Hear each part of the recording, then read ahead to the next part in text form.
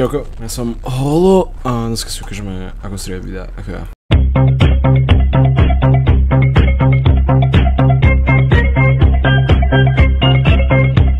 Prvé, čo ja robím, si pesničku vyčilenú, proste pesničku, ktorú ja chcem. Nejak špeciálna, hej, proste, čo sa mi hodí a čo si viem pod tým niečo predstaviť, tak to je moja pesnička, hej. Pripravím si nejaké markery, ja si robím markery osobne cez FL Studio, hej. Nejak špeciálne. Následne, proste si dostrievate klipy a urobíte si tam time remap. Moje time remap, ja robím sa simple time remap, není to niečo ťažké, proste kliknite práve na klip, time a tam máš hneď freeze frame.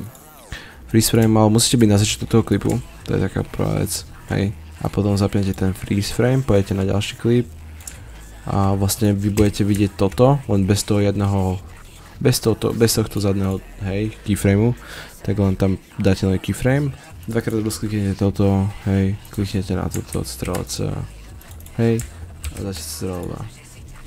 Nejak špeciálny, a toto robím na custom, hej, nejak špeciálne, proste ráno bullshit. Ďalšie, čo robím, vyprívam shaky. Shaky si ja osobne nerobím sám, to ako, sorry, ale vyzerám jak nejaký kúzelník. Shaky používam proste presety, nejak špeciálne, potom si ich nejako upravím, niečo tam dodám, niečo odoberiem, hej. Shaky proste, preset, all preset. Hej, na tomto edite som zrovna robil taký sound, že foťaku, lebo sa mi to hodilo, načal som taký shake a skombinoval som to. Hej, to proste dvakrát som dal. Moje okno, nejak špeciálne, moje okno je proste, že transition iba, hej, tuto, teda transform.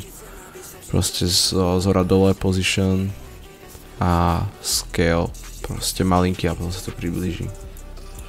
Potom čo robím sú one framey, tie som použil u Žena. A potom následne čo robím je text. Hej, to je všetko tieto, neviem čo mám cítiť, hej. Ako proste nejak špeciálny text, nerobím tu ani nejaké animácie. Raz som použil animáciu u Žena. Hej, a tam to končí. A tu je ďalšie okno. No a posledná vec, čo robím ja, je proste nejaké intro a CCčko, hej. Proste CCčko treba tam nejaké spraviť, nech to vyzerá nejako. To je asi všetko, čo robím ja a takto strieľam videa ja. Čau gang.